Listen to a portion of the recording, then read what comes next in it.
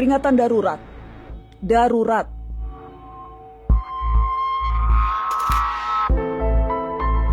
Kalau kalian melihat poster berwarna biru dengan tulisan peringatan darurat, ini memang darurat. Disebut darurat karena baru sekarang putusan MK langsung direspon DPR dengan membuat undang-undang yang dikebut hanya dalam 1 hari saja. Sekali lagi, 1 hari. Hari Selasa, Mahkamah Konstitusi memutuskan mengubah syarat ambang batas pencalonan kepala daerah. Partai atau gabungan partai politik tak lagi harus mengumpulkan minimal 20% kursi di DPRD atau 25% suara sah untuk mencalonkan kepala daerah dan wakil kepala daerah. MK juga memutuskan calon kepala daerah tingkat provinsi atau calon gubernur berusia 30 tahun saat ditetapkan oleh KPU sebagai kandidat resmi. Putusan MK ini cukup progresif karena agak menjauh dari budaya kekuasaan kita yang hobi menyodorkan kandidat yang sangat sedikit hasil hompimpah para elit. Setidaknya memungkinkan lebih banyak orang dan lebih banyak partai untuk maju dalam pilkada. Tapi semuanya batal, bubar. Besoknya DPR memutuskan ambang batas partai untuk mencalonkan pasangan dikembalikan ke aturan lama. Sedangkan usia kandidat diputuskan mengikuti keputusan Mahkamah Agung yang berusia 30 tahun saat dilantik.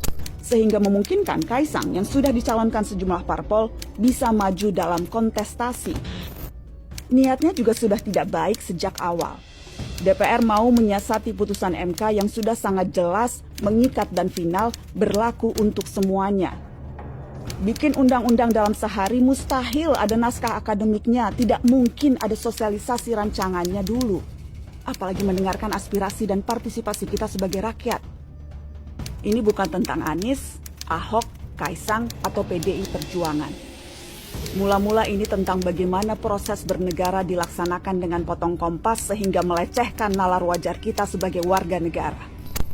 Teman-teman, peringatan darurat ini perlu kita sebarkan. Pertama, karena kita marah dan berhak untuk itu. Kedua, supaya sebanyak-banyaknya orang tahu apa yang terjadi di gedung DPR bukan rapat untuk kepentingan rakyat. Presiden dan DPR harus menghentikan segala upayanya menentang putusan Mahkamah Konstitusi.